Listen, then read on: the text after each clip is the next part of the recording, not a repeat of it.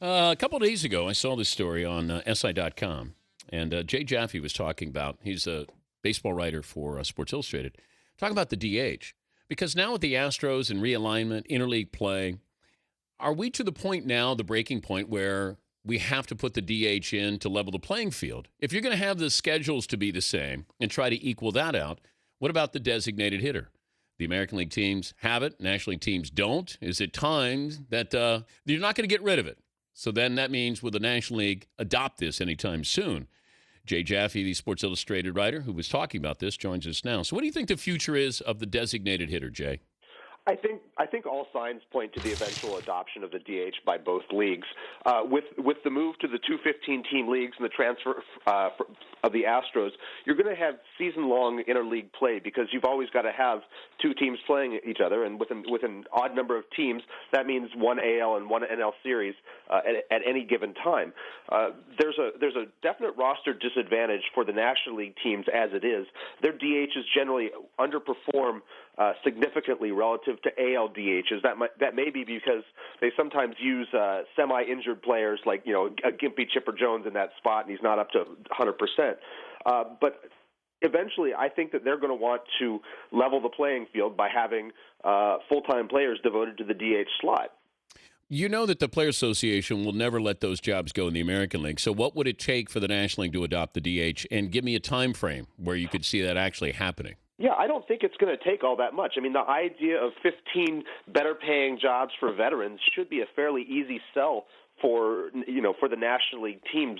You look at the salaries of David Ortiz and Adam Dunn and Victor Martinez. Those are guys making $10 or $12 million a year. Not every team is going to have that, and in fact, we've seen teams shy away a little bit from the full-time DHs over the last few years. But still, that's a bunch of high-paying jobs. It's not going to happen, obviously, in time for the 2013 season. But I could see it being revisited as soon as next winter. If not, then by the time the collective bargaining agreement expires at the end of the 2016 season, it could be a factor in the next round of negotiations. I know you wrote about Mark Teixeira with the latest Yankee to go down with the injury. So you got A-Rod, you got Granderson. Jeter's coming back. We don't know how his status will change. And then you got Teixeira down for, it looks like, 2 months.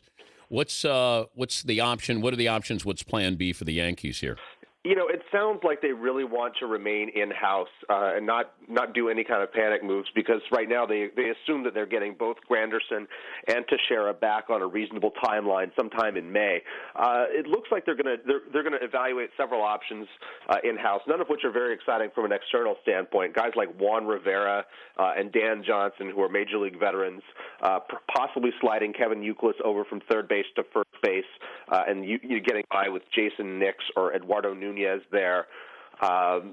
Beyond that, they don't really have much in the way of minor leaguers. Their top minor league first baseman spent last year at Double-A and is a non-prospect, a guy named Luke Merton. Travis Hafner hasn't played the field since 2007. I think they're going to scrap by with the aforementioned options there before. What about, is A-Rod playing at all this year? I suspect he'll come back in the second half.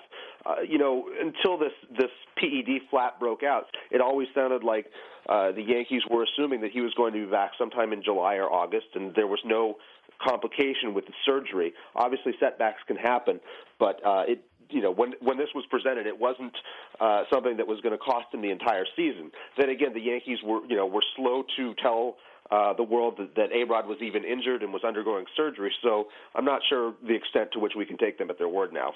He's Jay Jaffe. He writes for Sports Illustrated, SI.com, covering baseball. Joining us, Dan Patrick Show. Best team in Los Angeles is who? Right now, I'd say it's the Dodgers. I think they've done a really good job of building up that roster. They look like the strongest team in the National League, even with all the money that the Angels spent, and it's still the Dodgers. Well, the Dodgers spent a lot of money too. Look, the Dodgers are going to have a record payroll. I don't know if they're the strongest team in the National League. I take that back. I think the Nationals are the stronger team. When you look at the Baseball Prospectus PECOTA projections, which forecast each player and lineup time and stuff like that, the Dodgers come out with the strongest record in the National League. I don't think they're quite that strong, but they have a lot of depth right now, 8 starting pitchers to sort through. We assume some of those are going to go down with injuries. Very good team on paper. Remains to be seen whether Carl Crawford and Matt Kemp can return to their pre-injury form and whether they'll be ready for opening day or soon afterwards. I was surprised. This was about a month ago where I saw a picture of Mike Trout. Even before spring training started, I saw this picture and I went, Trout looked like he put on 20 pounds. And then you see him, and he said, don't worry about that. I don't know if there's any concern here, because at his age to put on that kind of weight, I don't know if it raises red flags, but is there any concern from the Angels' point of view? It doesn't sound like there's much concern. I mean, 5 weeks of spring training, working out every day, likelihood is Trout's going to shed most of that weight. I mean, you hear about players, shedding weight or gaining weight throughout the season. A lot of times you'll hear late in the season that maybe they took off too many pounds last winter and they're not strong enough in August, so they're a little concerned about that. They don't have the same amount of energy. I don't think this is a real story in the grand scheme of things. Trout will be in shape by opening day, and I suspect he'll pick up where he left off.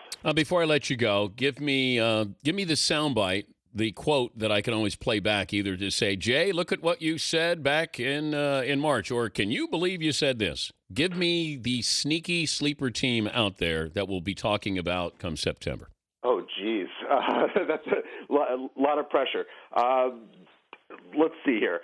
Why don't we say this?